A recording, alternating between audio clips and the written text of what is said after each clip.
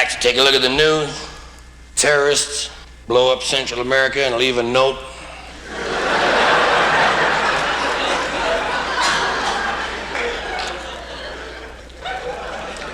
A Philadelphia man was arrested today while attempting to make an unauthorized deposit in a sperm bank.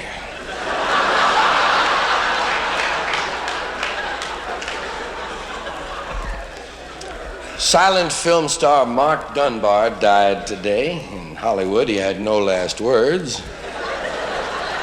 However, he did make several gestures. San Diego freeway was the scene of a freak accident today as 6 freaks in a camper crashed into 3 freaks in a van.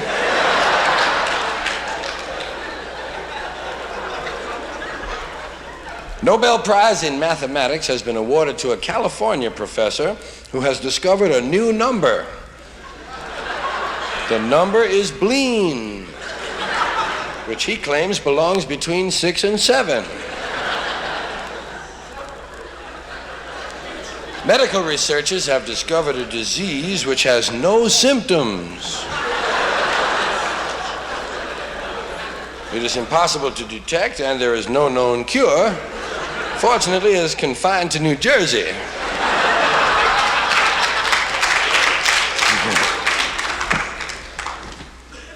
Archaeologists digging at a site in Iran have discovered the remains of a city which was inhabited by a race of people who had absolutely no skills or tools of any kind.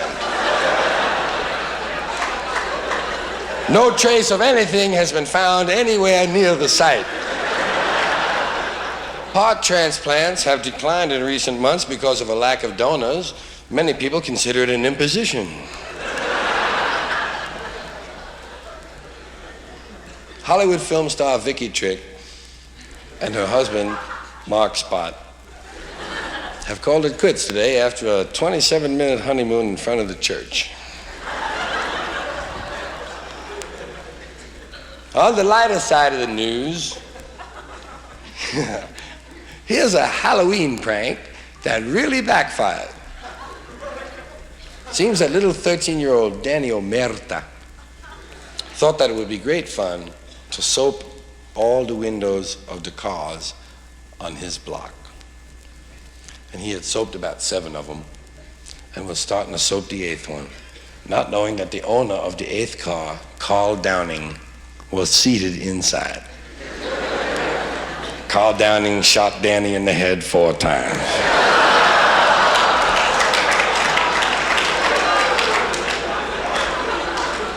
And in Cleveland today, 27 people suffered 12 hours of continuous whiplash when a man claiming to be the devil hijacked a roller coaster.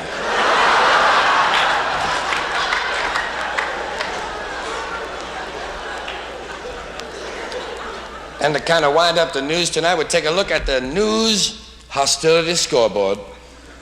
Find out how we're treating each other around the world.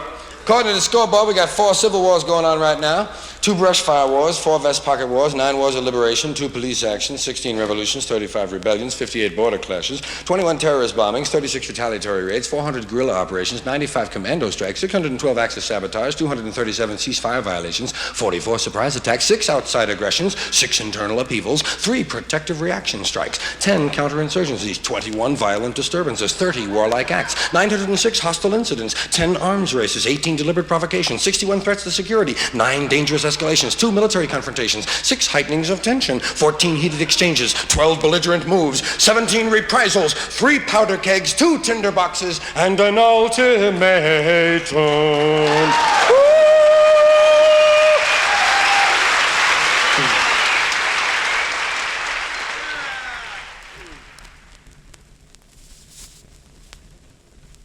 Me and my friend Billy Heaney, we're about the same age, you know. I'm 37, man. It was about 10 years ago. We're about 27, you know.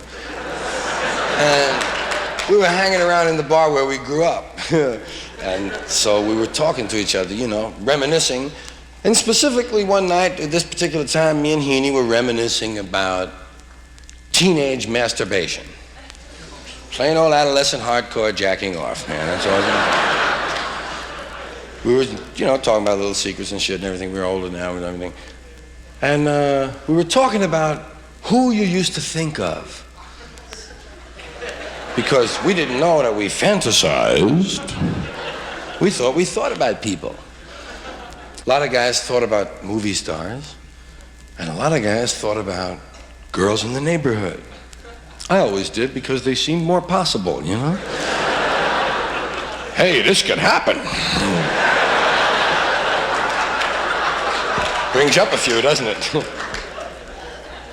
And while we're talking, this was so beautiful, because it wouldn't be funny if he didn't really say it to me. And he says, "Did you ever do Betty Ryan?" I said, "Yeah." He said, "How was she, man?"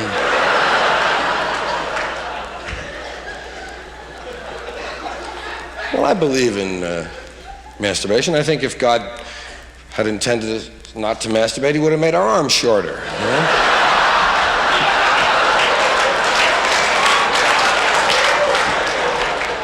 Hey, I can't reach nothing. Come here. Hey, give me a hand, will you? Come here, come here, come here, come here. Hey, you want a job? That's how phrases are started, man. Well, I just think if you're gonna masturbate, man, you know, like, well, treat yourself right. Don't just drag yourself in there again and use yourself, man. Bring home flowers, man.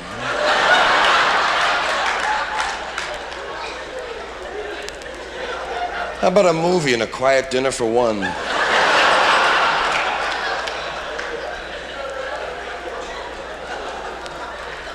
And be coy with yourself, you know? I don't wanna. Oh, come on, honey. For me? It's all you ever think about.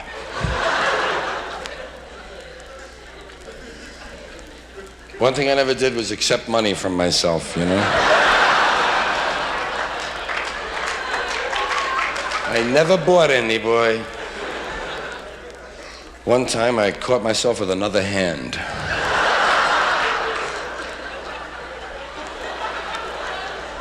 Never let your left hand know. Big trouble. There's another little part of pre-adolescent sexuality, pre-adolescent good feelings, something just on the threshold of innocence and wonder. And so it's a little girl getting involved with the banister. It's quite innocent, it's quite nice. It's quite okay, but it's especially built for her. Young males can go up against any flat surface they want. Little girl seeks the banister out, the banister knows. The banister is sensitive to all of this. But you'll see the girl over there. What are you doing at the banister? Just talking, Mom.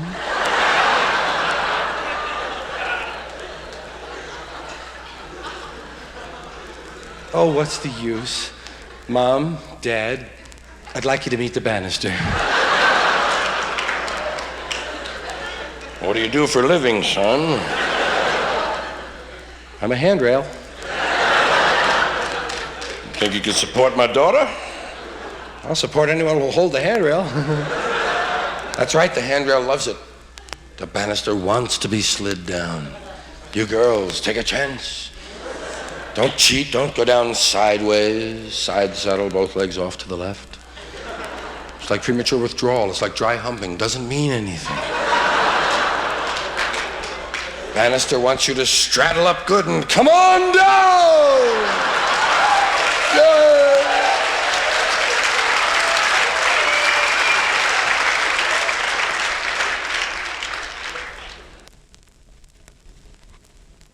This is something you can do for practical humor.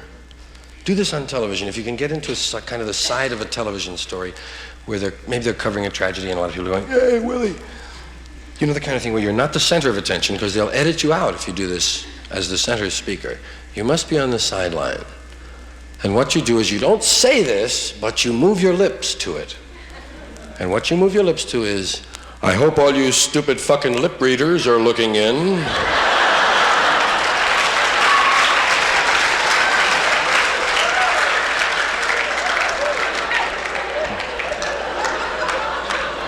Have you ever tried backing out of Jack in the Box, man? It's fucking great. But here's what you can do at Jack in the Box. This is a good fun thing. Or if you have any drive-in restaurant in your area, you drive into the first Jack in the Box and you say to Jack, you give Jack your order. Hi, Jack! Hey! And you give Jack your order and you drive up, and when the guy opens the window, he hands you a bag and he says, $2.52. You pay him and you leave and you go to the nearest Jack in the Box. And you walk right up there and you give Jack your order, you give him the same order. And you drive up, and when the guy opens the window, you hand him the bag and say, $2.52.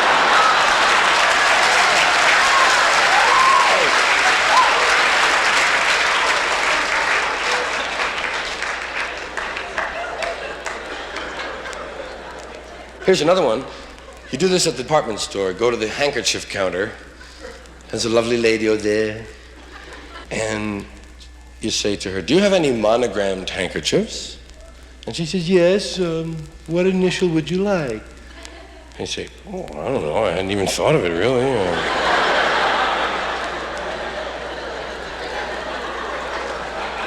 I don't know. Give me an R or an L, 2 P's, a Q. Hey, whatever's not moving, let me have it. You make that lady's life. Not just her day. For Thanksgiving, generations to come, she'll be sitting there saying, did I tell you about the weirdo that came in? You'll be famous forever, man. You can make a person's life, all right? I'll tell you something I'm going to do. This is a real mental hot foot. What I want to do is I want to have my car rigged up so that I have a white cane with a red tip on each of the fenders. And I'm going to put on dark sunglasses and drive very rigidly.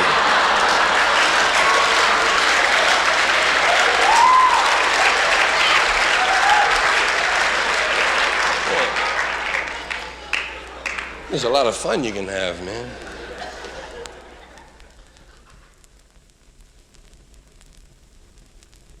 Please return the stewardess to her original upright position. The airline always disappointed me. They don't have a drug stewardess. They have an alcohol stewardess. Champagne, red wine, white wine. White wine, champagne. White wine, champagne. Red wine, white wine, champagne.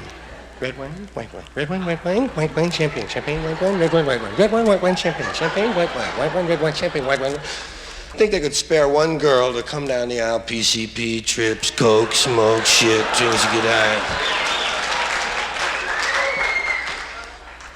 Because getting high on the plane used to be half the fun. You can't smoke in the lavatories at all anymore, not even Virginia Burley. So if you're going to smoke a joint, better be an old pro. Smoking, or rather getting high on the airplane, I like that better because of the semantic possibilities. If we were the first person ever up in an airplane, you'd say, look, they're high in the airplane. And indeed, we are that. We are high in the airplane. High in the airplane. They always keep telling me at the airport, get on the plane. I say, fuck you, I'm getting in.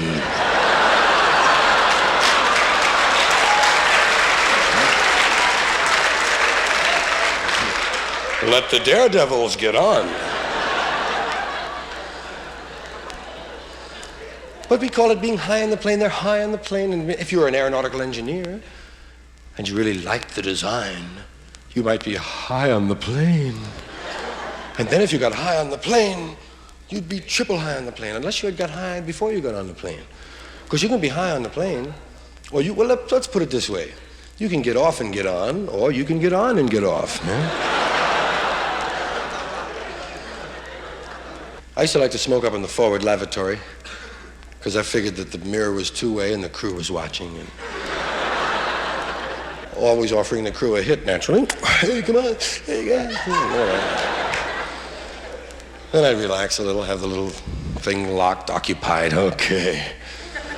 Looking at all the little slots and shit.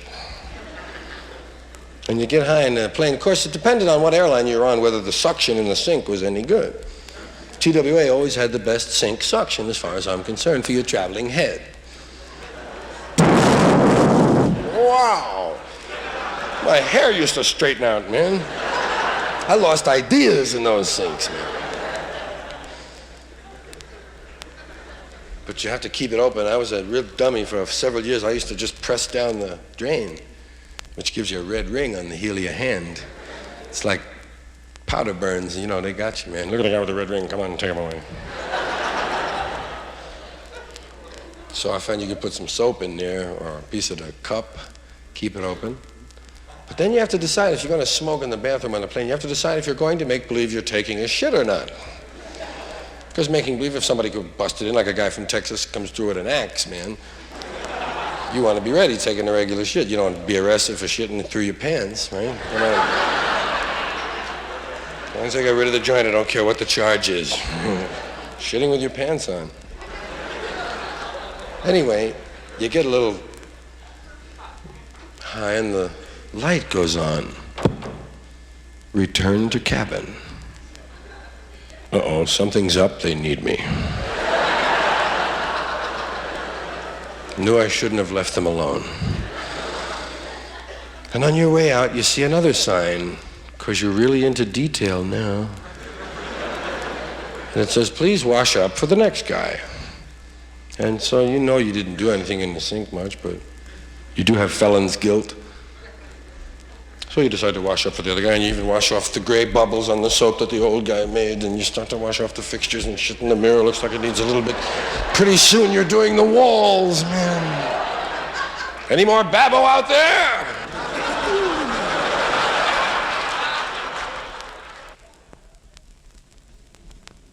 Anything that we all do and we never talk about is funny, man. Have you ever been making out with someone and one of you has a snot that's whistling?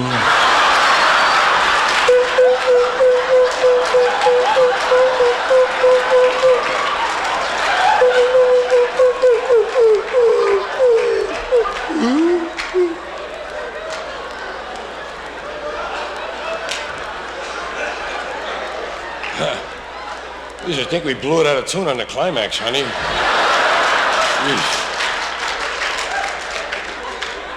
Here's something I discovered was really more universal than I'd ever suspected. Well, maybe not. A little bit. Anyway, you know what I mean? And I found out by asking people, when you take a piss, do you go like this? Right?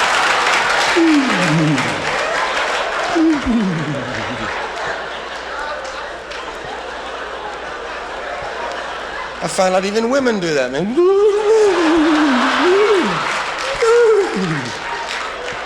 Just a different position. What is that, man? It has no name. I call it the piss shiver.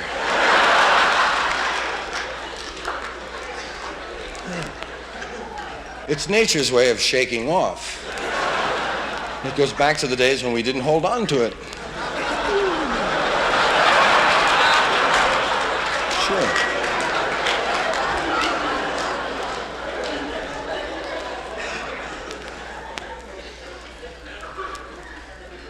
Isn't that funny how we say take a shit and take a piss? You don't take them, you leave them.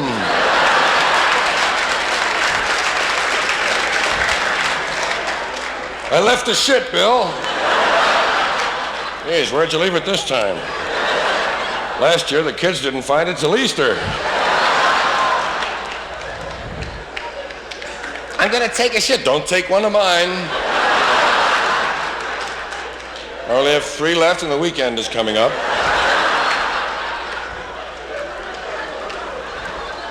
Why don't you go home and take one of your own shits? I was always taking my shits. When I have to take a shit at the airport,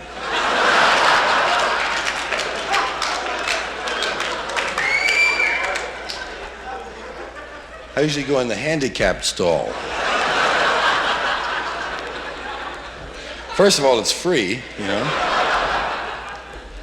Secondly, everything is bigger in there, man.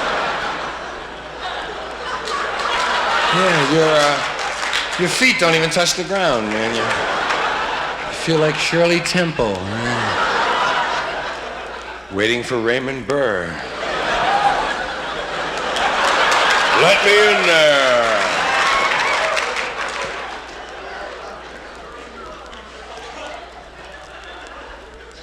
Belly noise, gut rumblings, when your stomach is talking to you. Your stomach is talking to you. I think that's called borborygmi. I was told it was called borborygmi, which would be a good name for it. Borborygmi.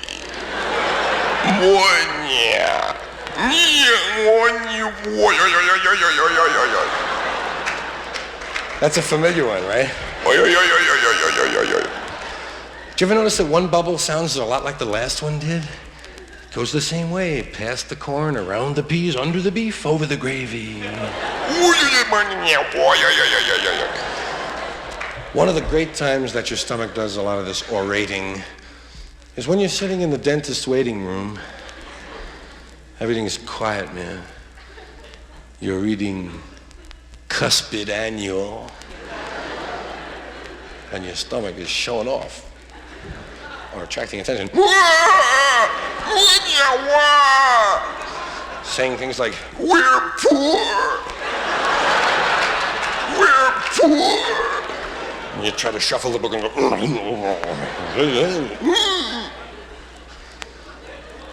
Did you ever belch and taste a hot dog you had 2 days ago? Hey, that was almost puke.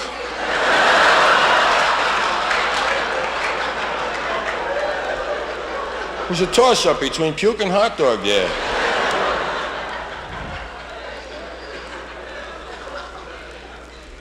In New York, if you spit in the subway, it's a $50 fine. Vomiting is free, man.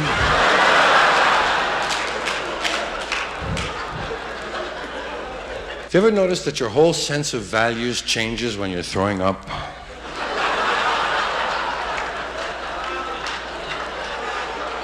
I don't care about my shoes.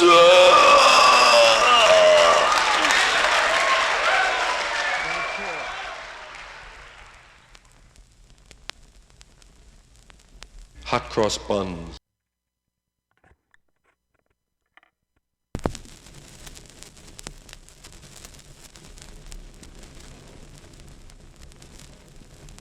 Names are a part of words. Hey, names have a real impact, though. Names have emotional value, especially names that are attached to products or people or really things that are bigger than just stuff. But holy moly, product names. For instance, if Janitor and a Drum made a douche, nobody would buy it, man.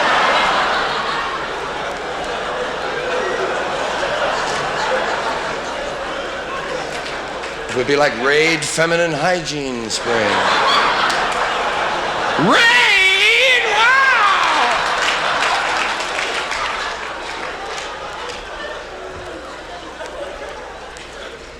They call them feminine hygiene sprays. They're underleg deodorants, and they never recognize that. Well, I think lesbians should have a perfume called Fuck Off, Mister.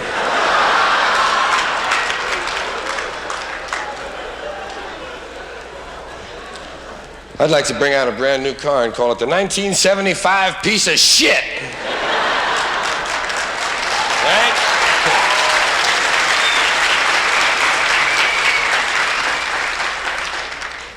Well, the guys who sell them call them that. Here's a nice little turd coupe. And don't forget the big country shit box. Call them shit boxes, man. Whose turd is that? That's my trade-in, sir. Well, get it away from the sign, man. They'll think we sell them things here. Here's a nice little shit box. Drive it off the lot. You get the full guarantee. If it breaks in half, you get to keep both halves. I would like to have a baseball team and call it the Milwaukee Beer Farts.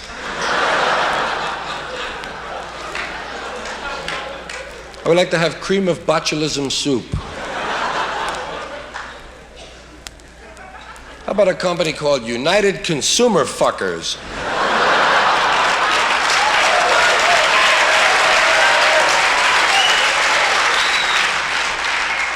Football team names, man. I'm tired of Panthers and Tigers and Wildcats. I would like to root for the Cincinnati Mice, man. Go Mice! Let's win for the pink and white.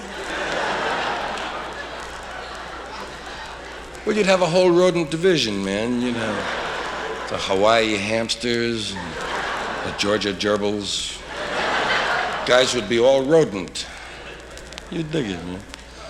The Oakland Raiders, man. What about the victims? The Virginia victims. I'd like to see any animal that's alive ought to be eligible to be for a team, man. The Seattle sperm.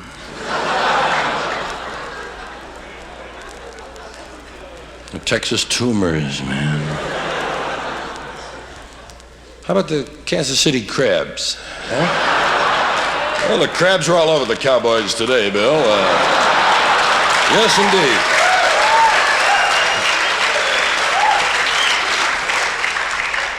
My name was a pain in the ass. George is a pain in the ass name. It really is. It's a name that you have to kind of grow up separately from. You be my name, I'll be me. I'll answer the door and they'll ask for you. It's really a name like, well, for one thing, when you're writing it, it's never finished, man. G-E-O-R-G-E. O-R-G-E-O-R-G-E-O-R-G-E-O-R-G. You feel incomplete, you know? Then they start whipping the little poem on you, the little chant. Georgie Porgy. Nobody else in the world has a goddamn song like that. Ned, Don, Arlo, Whitney, Dan, Phil, Gabriel, Stan, Wally, Ernest, Duke, Ned. It's a different Ned. None of them had goddamn songs. Georgie Porgy. Georgie Porgy, pudding and pie. First thing you do is lay a symbol on me I don't understand. What am I, a raisin? Pudding and pie? Jesus. Kissed the girls. Yeah. And made them cry. Oh, no.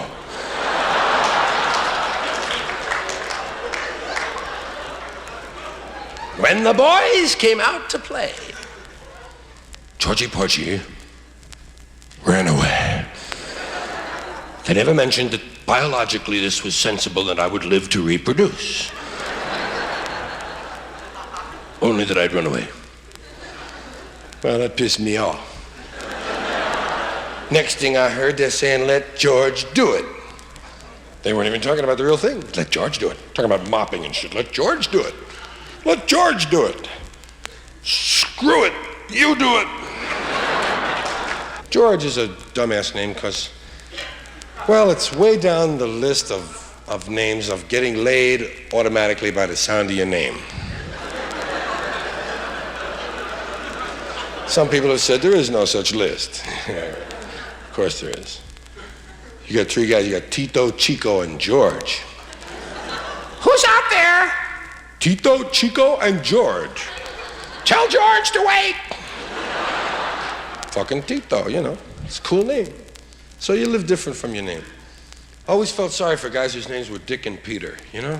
That's what I said. Hey, Dick. Hey, I'm sorry. No, I don't mean you're a dick. I don't mean that. Your name is Dick. I'm sorry. Your name is Dick. Hiya, Dick. I always wondered how girls got away with bringing them home. Mom, I brought Dick and Peter home. What?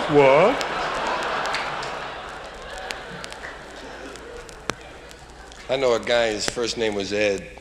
He was so cool, he spelled it with a hyphen. It's kind of nice, you know? Baseball and football. Baseball is pastoral. Football is technological. Baseball is played in a park. Football is played in a stadium. Baseball has no time limit. We don't know when it's gonna end. Football is rigidly timed, and it will end if we have to even go to sudden death. Baseball has the bunt. Football has the punt. Baseball's object is to go home. I'm going home.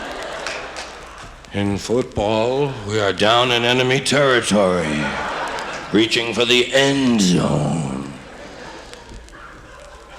In football, we have the block, the clip, the kick, the blitz, the bomb, the offense, the defense. In baseball, we have the sacrifice.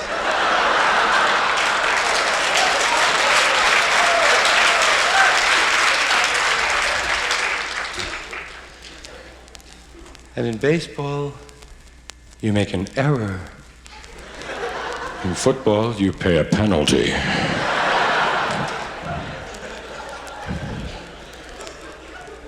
Woody Hayes wears a baseball hat during the football game. Can you imagine if Walter Alston wore a football helmet during the baseball game? They would truck him away, man. Get him out of the dugout, man. Check his calendar.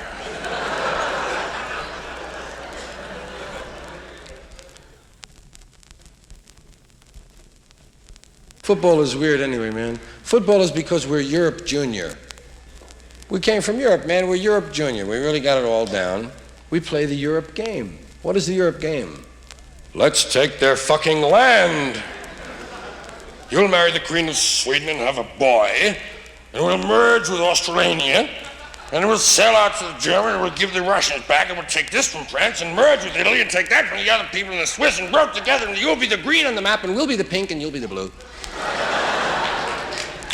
That's what we did here, man. What is football? Our national pastime game now. It is. And what is it really except 11 people line up, beat the shit out of the other guys, and take their land?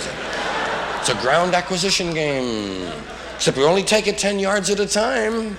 That's what we did to the Indians. Work them a little bit at a time. First down in Pennsylvania. Midwest to go. Yeah, football is really, well, they moved the hash marks in. The guys found them and smoked them anyway, you know what I mean?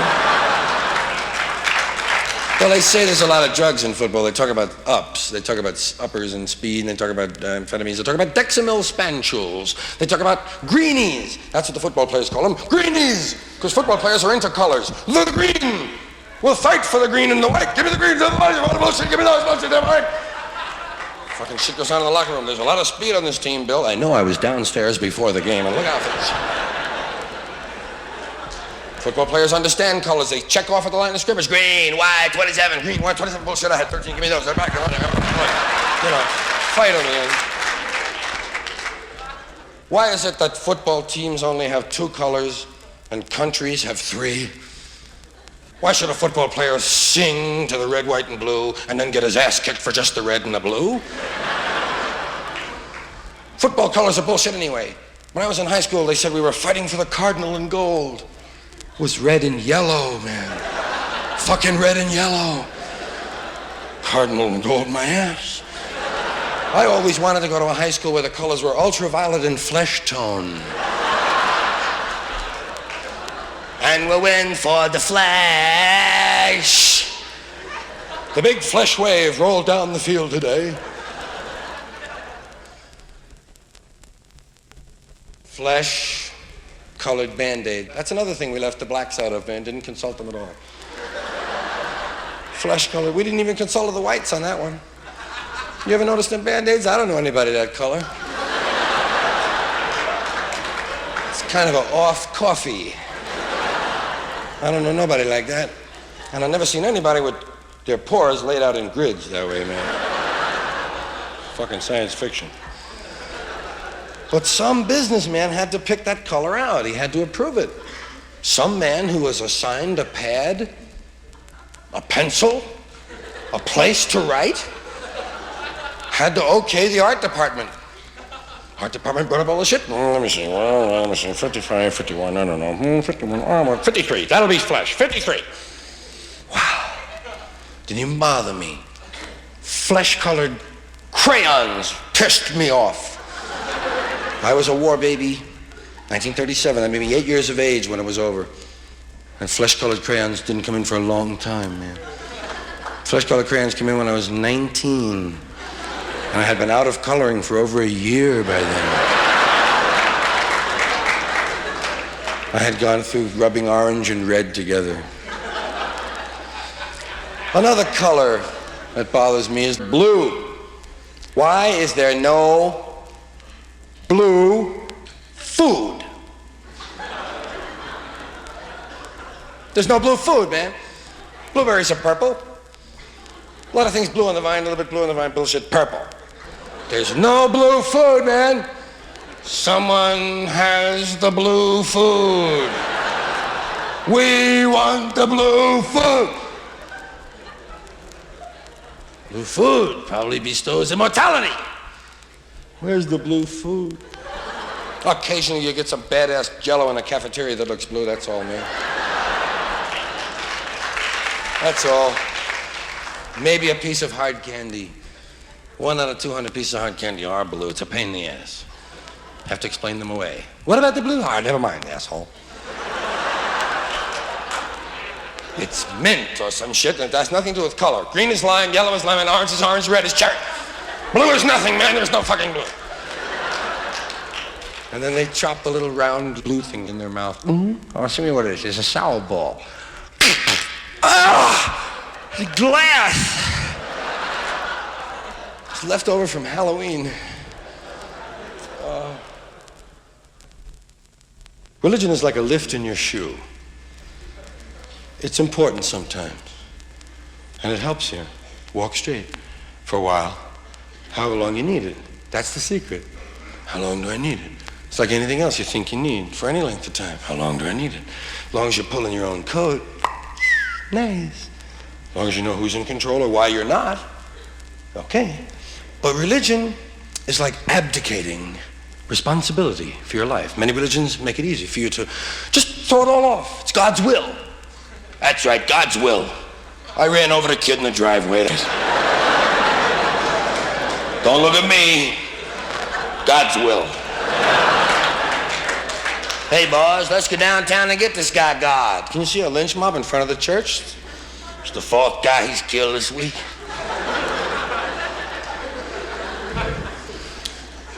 God is a cool guy. He really couldn't have time for all we lay on him. I mean, all the stuff that we say, we describe him, you know, we walk around, and one of the things we say is that he knows everything. God knows everything.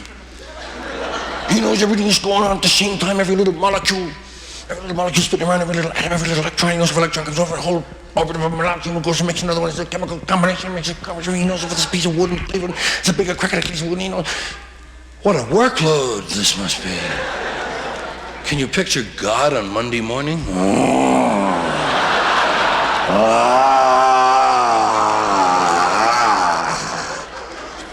He wouldn't wish that on himself. He's a cool guy. He's us. That's what we always said. Every religion told us, love yourself, love your neighbor, love your God. You're all the same guy. We just don't have uniforms yet. We do believe we're God, and that's cool. We are. I think God is probably subject to physical laws. That would explain a lot of things, you know? It would explain why he can't help a whole lot of stuff. People say, how could a God who's benevolent let this kind of suffering go on with you? He can't help it, lady. He's subject to physical laws. Why did God always have to send a messenger? Why the hell doesn't he show up himself? I mean, really now. God sent a messenger. God sent an angel. And they came from somewhere to somewhere. This implies the traversing of physical space. This implies physical laws. Why did God have to go from some place to another? Because he's only slightly superior. Everything God makes dies. You sure? So far, everything? Right. Every tree so far. Every little hog. Well, there's a lot of things still alive, but it's just like it was before. They're going to die. We just can't prove it. That keeps us alive, doesn't it? He's not all dead yet. God, everything he makes dies. Where did he get such a great reputation? This batting average of his is 0, 0, 0. I mean, a cool guy is a cool guy. But don't point me on. Like I say, religion is a lift in your shoe, man. If you need it, cool. Just don't let me wear your shoes if I don't want them. And we don't have to go down and nail lifts onto the natives' feet. That was always a wonderful thing.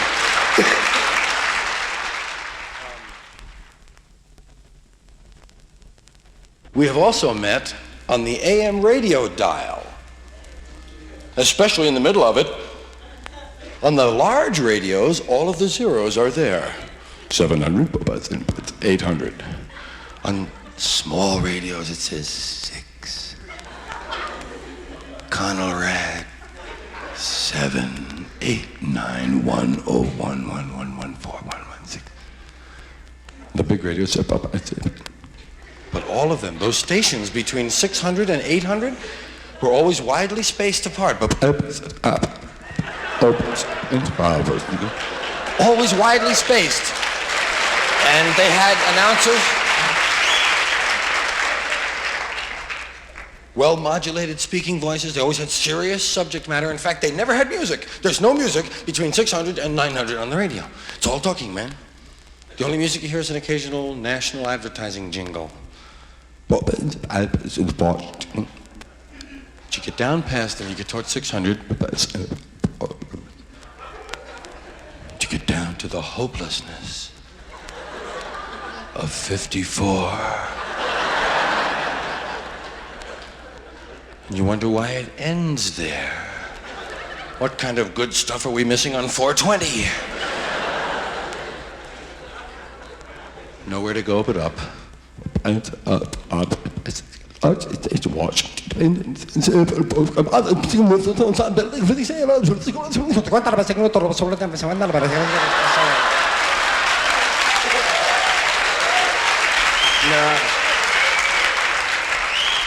Thank you. Do you ever dial someone on the phone and forget who you're calling?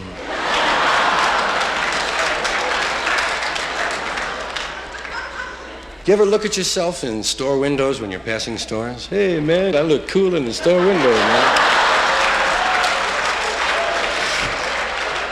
Every now and then you hit a storefront that has a 45-degree angle, and you walk into yourself, hey, man, I look cool walking into myself, man. Do you ever look at the crowds in old movies and wonder if they're dead yet? I do. They show a close-up of an old guy. What year is that movie? 1931? That guy's dead. He's dead. Come in here, Phil. It's a dead guy on TV. He wasn't dead then, but he's dead now. Look at that guy there. He's now dead, that guy. You ever tried to throw away an old wastebasket? You can't do it, man. People keep bringing it back to you. Hey, your wastebasket was in the garbage.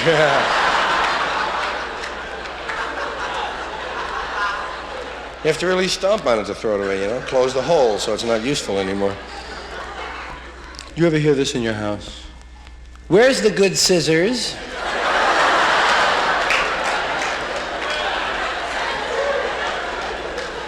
I can't keep anything nice in this house.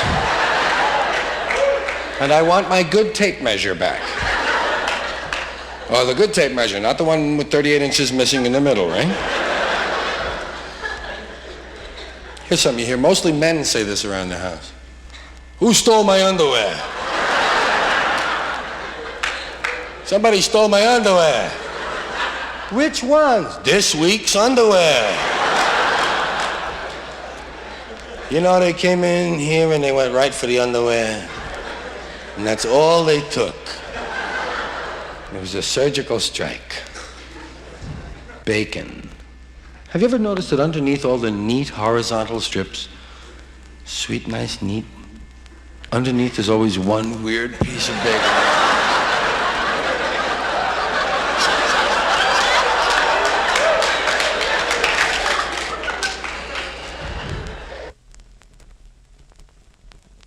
My grandfather used to say something. My grandfather used to say, "Get the fuck out of my way, man!"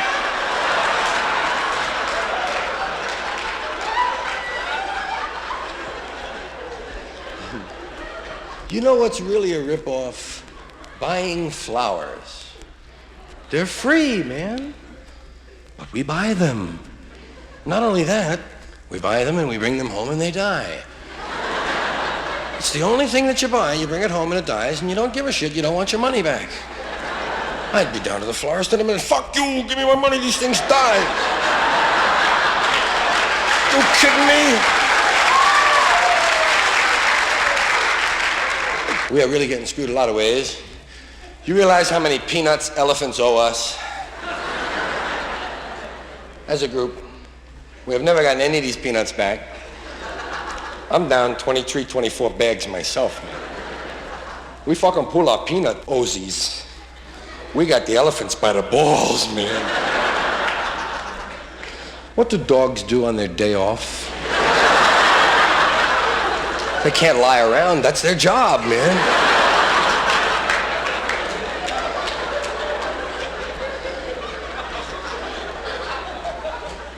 I know a guy who's trying to perfect a method for fucking while running at full speed. That's pretty weird. There's a moment coming. It's not here yet. It's still in the future. It's on the way. Hold on. Here it is. Oh, shit, it's gone, man. We blew another one.